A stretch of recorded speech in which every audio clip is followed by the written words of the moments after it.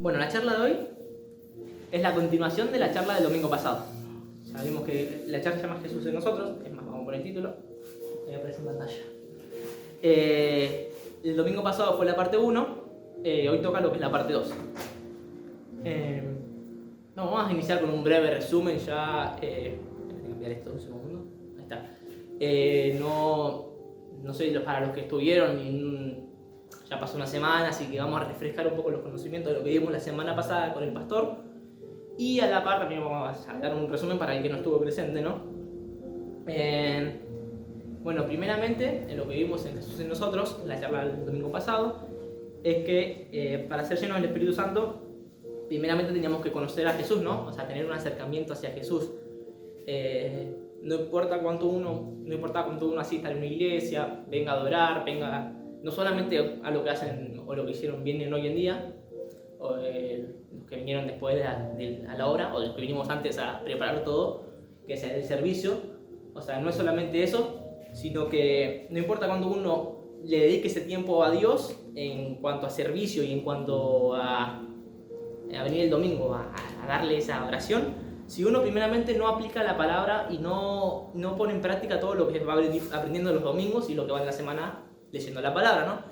O sea, para que todo esto que estamos haciendo hoy sirva y tenga un efecto, uno primeramente tenía que, como dijo el pastor la semana pasada, tener un encuentro con Dios, o sea, tener un encuentro con Dios y cumplir la palabra. No podemos experimentar a Dios en nuestras vidas si primeramente no estamos llenos del Espíritu Santo, ¿no? Y cuando también vimos, cuando el Espíritu Santo está en nosotros, a la par está Jesús en nosotros. También vimos que para ser llenos de la palabra, que no importaba, esto ya lo dije. También vimos muchos más ejemplos, pero no vamos a globalizar todo porque si no volvemos a la charla del domingo pasado y vamos a seguir avanzando.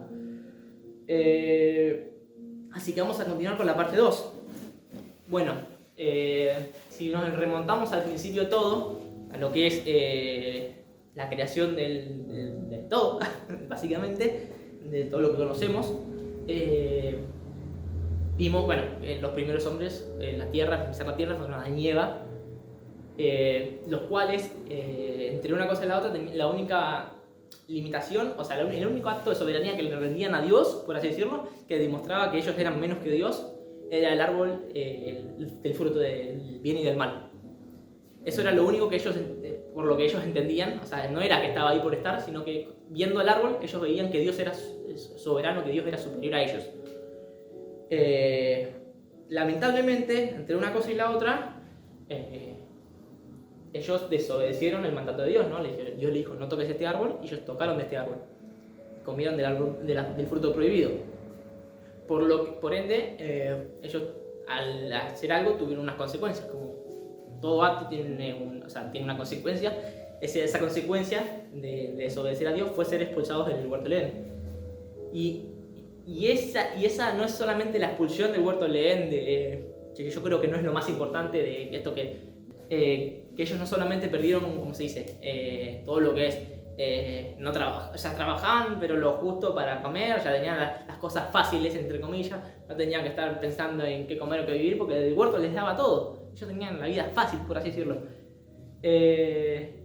Bendiciones, ahí que están escribiendo, los pastores que están viendo el directo, por más que no estén presentes.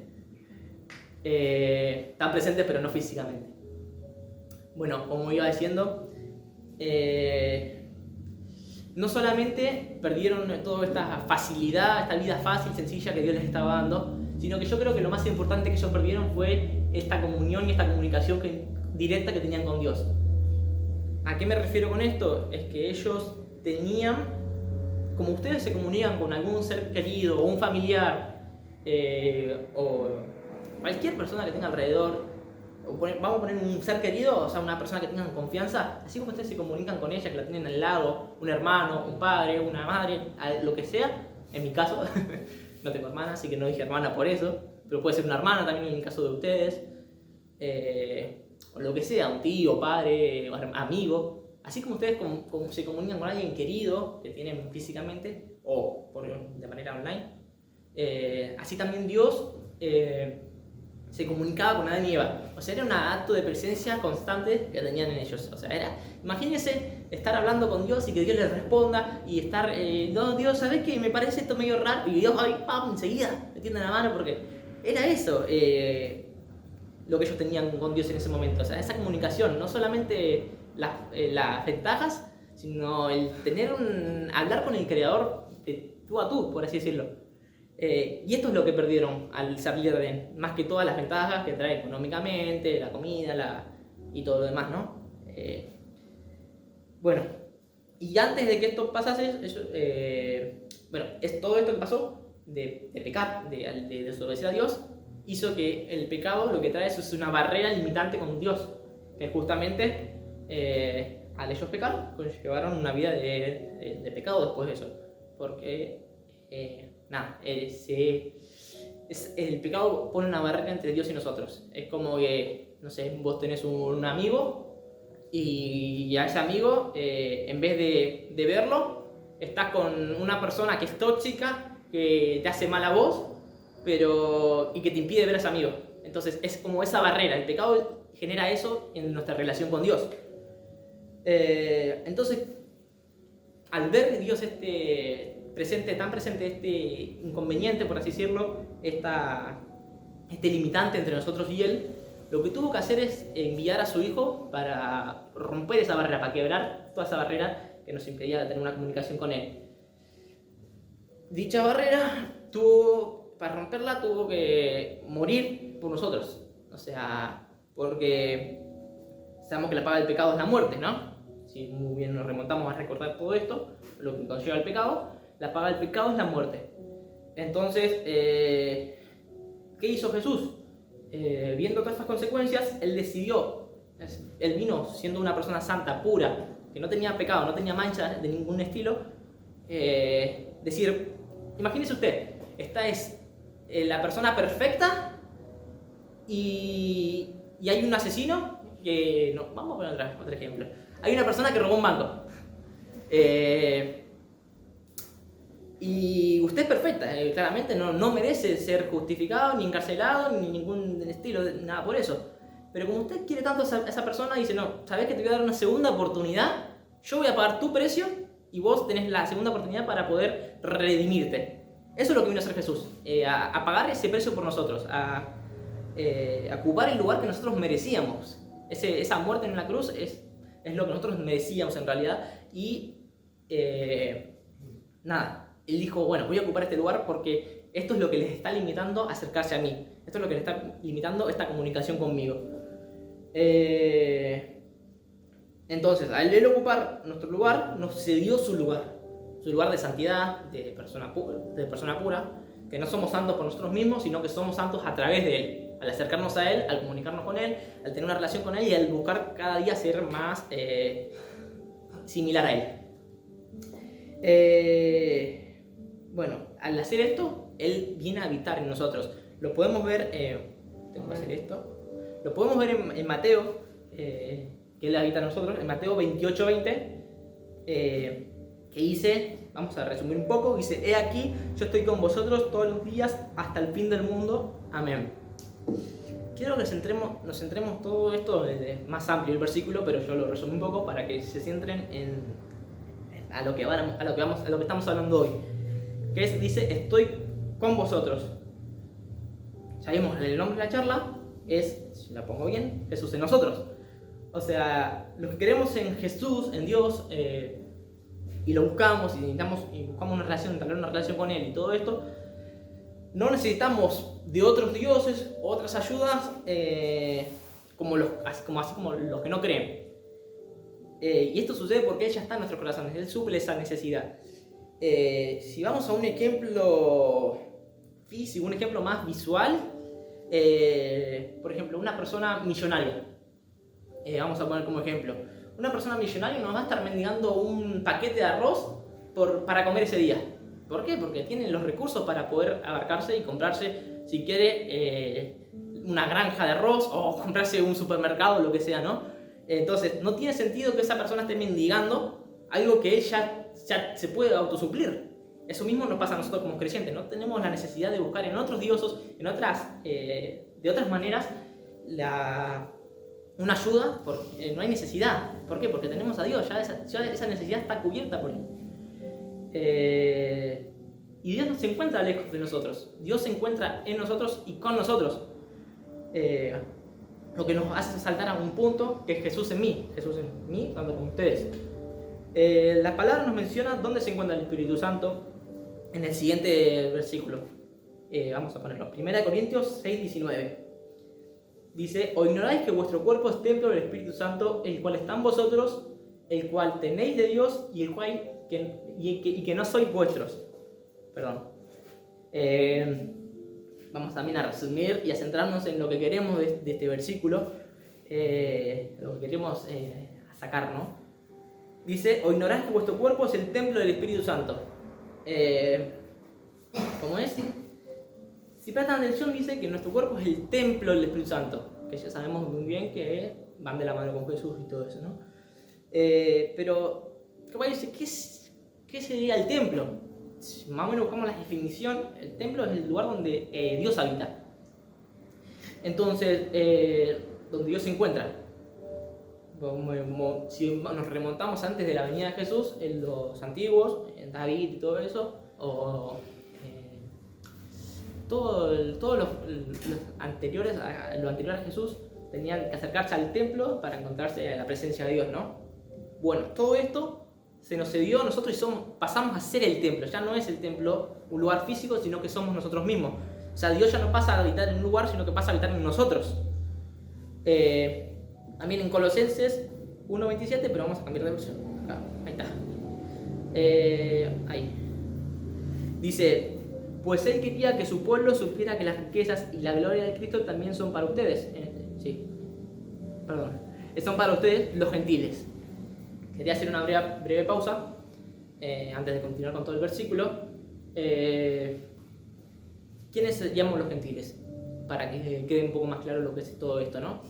Los gentiles en el tiempo de Jesús, y en el actual, si lo ponemos de otra manera, eran las personas que no tenían como ese acercamiento a Dios, no tenían como las ventajas que tenían el pueblo de Israel, ¿no? Entonces, todo lo que no eran ¿cómo se dice? Exentos, ajenos al pueblo de Israel, eran gentiles, eran personas que no tenían las promesas de Abraham, las ventajas de ser israelita. Bueno, vamos a volver. Dice: son para ustedes los gentiles. Y el secreto es: Cristo vive en ustedes. Eso les da la seguridad de que participarán de su gloria. Bueno, los gentiles en este caso, nosotros no somos, que yo sepa acá, o por lo menos yo no, según mis conocimientos, no tengo sangre israelita. Entonces, nosotros que estamos acá, por ende somos esos gentiles. ¿Y qué nos dice? Cristo vive en nosotros. ¿Dónde habita Jesús? En nosotros. Perdón, un segundo. Ahí está. Así que, a ver, ¿dónde habita el Señor? Si me saben responder. En nosotros. Bien, vamos a repetirlo. ¿Dónde habita el Señor? En nosotros. Muy bien. ¿Quiénes somos nosotros los que seguimos sus pasos? No el que viene un domingo y después, como es, viene hace 5 años de la iglesia y sigue la vida como la tenía antes de acercarse a Jesús. El único cambio es que los domingos a las 10:30, en este caso, tiene una reunión en la iglesia. Y no es ese el cambio que tendríamos que tener en nuestra vida. El cambio es ese acercamiento al Señor, ese cambio que se nota. Veo algo diferente en vos. Eso tendría que suceder.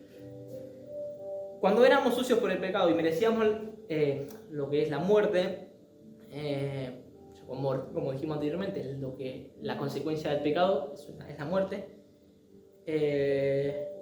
Los que vamos genuinamente y seguimos a Jesús, podemos hacer que el creador de todo pueda habitar en nosotros. Es algo como wow. En nuestro versículo, 2 Corintios 6:16, nos dice: ¿y qué acuerdo hay entre el templo de Dios y los ídolos? Porque vosotros sois el templo de Dios viviente. Como Dios dijo: habitaré y andaré entre ellos, y seré su Dios y ellos serán mi pueblo. Volvemos a agarrar todo lo que es... volvemos a agarrar también lo mismo, el punto general de la charla dice, porque vosotros sois el templo del Dios viviente. Nos sigue diciendo, o sea, Dios está habitando en nosotros.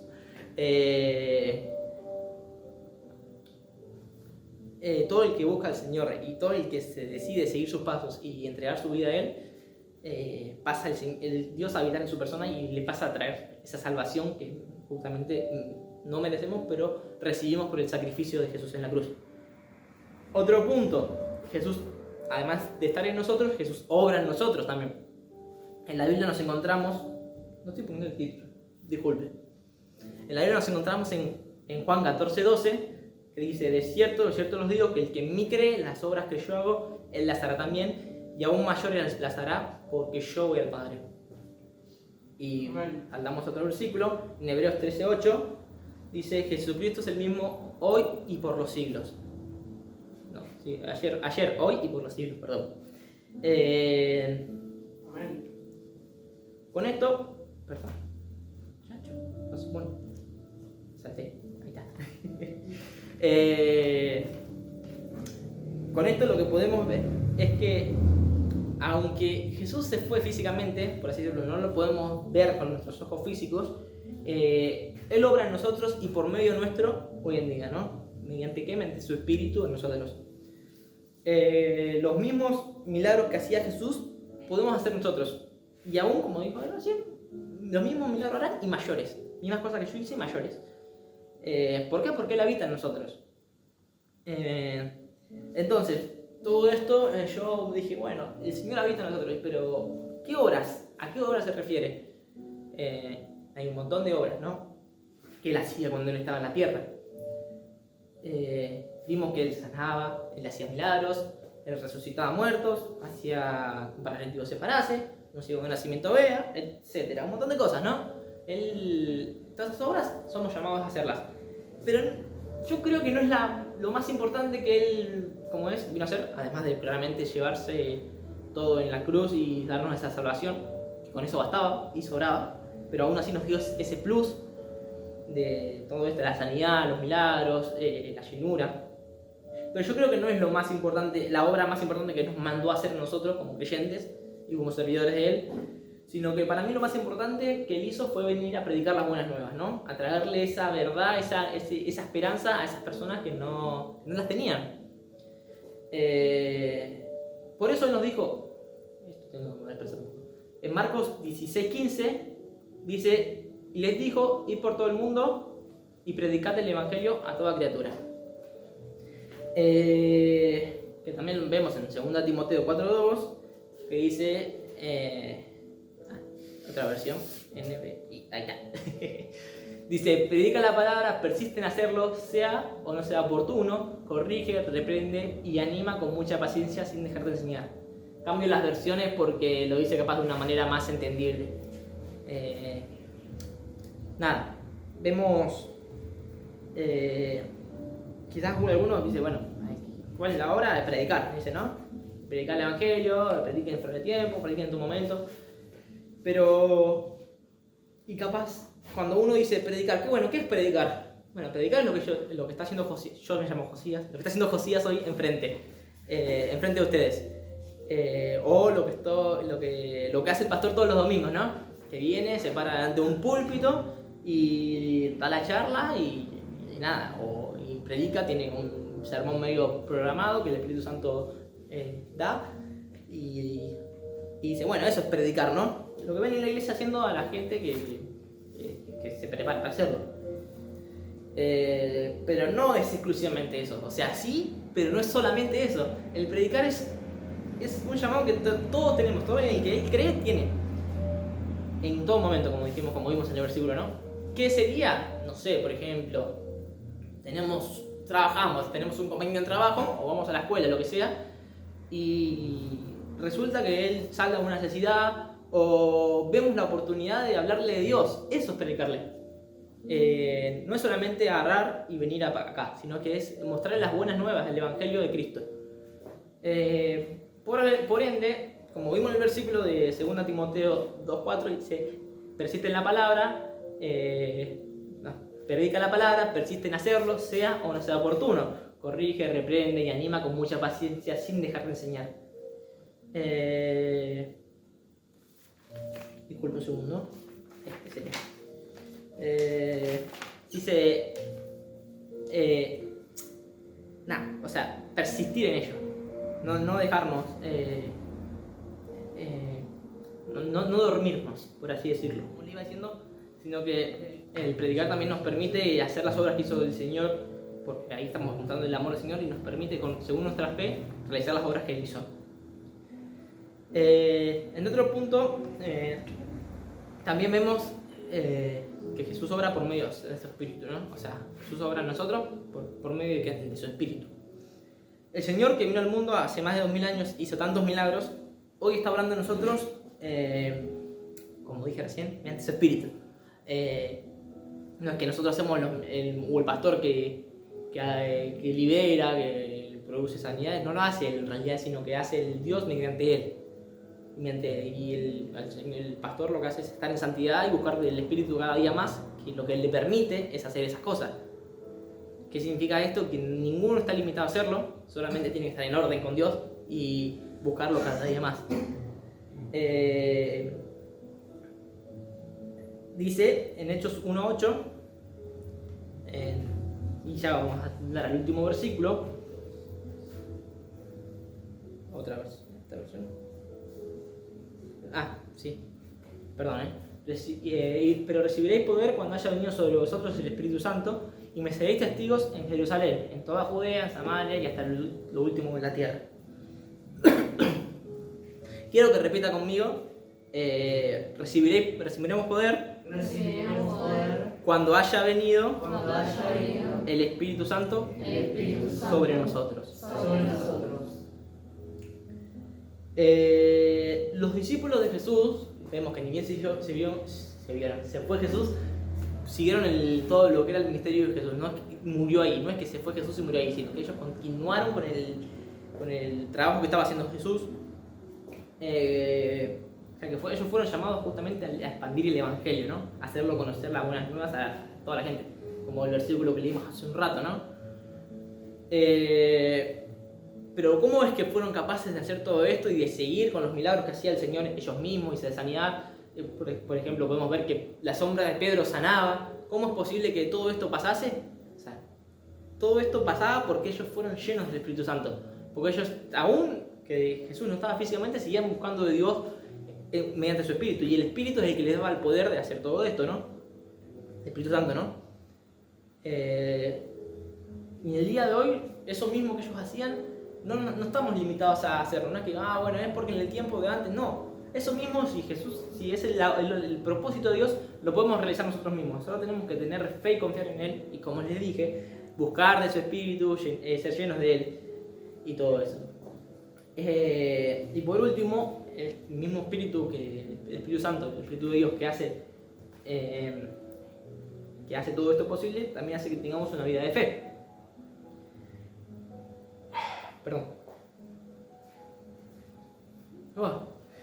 Cuando en la vida reconocemos, aceptamos y buscamos de lo que es el Espíritu Santo, Él llena nuestra vida a cambiar nuestras circunstancias, a darnos esa paz en medio de situaciones para después poder darnos la salida y todo eso. Y eso mismo que, como les dije, Jesús hacía hace 2000 años y que Él vino para darnos la salvación, continúa hoy en día, ¿no?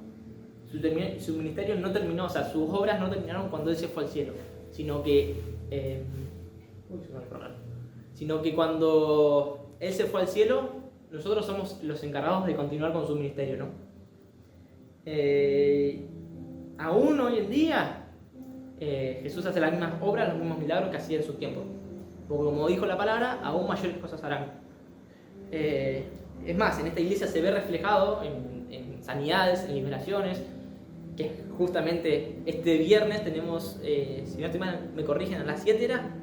Sí. A las 7 el viernes tenemos sanidad y liberación, que los invito a que invite gente y a que predique y los acerque. Y usted venga también, no solamente es para los demás, también es para usted. Porque esto mismo que pasaba en su momento, de que eran liberados, que eran sanados, que recibían cosas extraordinarias, en esta iglesia se ve reflejado. No quedó limitado a ese tiempo, sino que hoy en día siguen pasando esas cosas. Hay un montón de ejemplos de personas que en esta iglesia pudieron recibir la sanidad y todo eso. Y es por eso mismo que los invitamos a que puedan asistir este viernes, que reserven su agendita ahí, viernes a las 7 ocupado. Así que nada, con todo esto sabemos que Jesús está en nosotros mediante su Espíritu. O sea, Él habita en nosotros cuando nosotros le permitimos, le damos el lugar a Él de poder ser templo suyo. No es que Jesús está por ahí divagando y cuando después el oro, Él viene, escucha y después se va y capaz se acuerda de mi oración. No pasa así. Jesús está todo el tiempo con nosotros, a donde vayamos. Al ser templo de Dios, también usted sale de acá. Esto es el templo físico, o sea, ustedes vienen acá y se congregan y todo bien, escuchan de la palabra, aprenden, pero usted es el templo de Dios, usted es la casa del Señor. Cuando ustedes salen, siguen siendo la casa del Señor. Como vimos, como está en el título arriba, Jesús está en nosotros. Jesús está en nosotros. Amén. Así que tengan en cuenta todo esto en lo que va de la semana, pónganlo en práctica, diga, pará, o sea, si ustedes hacen algo, tengan en cuenta que está Jesús en ustedes. O sea, no es que ustedes están limitados a, solo me ven cuando estoy en la iglesia, cuando algo en público. Jesús está en ustedes, por lo tanto Él ve lo que ustedes hacen también. Así que busque al Señor, tenga esa comunión con Dios y busque cada día ser una mejor persona en Dios, ¿cómo sería? Imitarlo a Él cada día más. Así que con todo esto los invito a que se pongan de pie y hagamos una oración todos juntos, ¿no?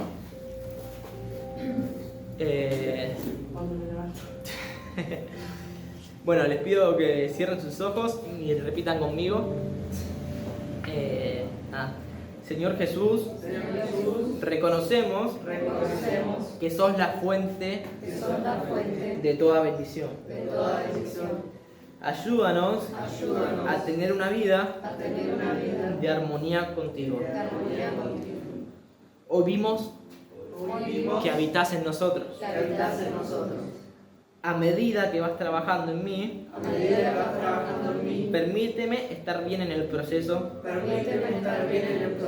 y guíanos por el camino que nos acerca a ti y a la vida eterna. En el nombre de Jesús, amén. Les pido que le den un fuerte aplauso al Señor.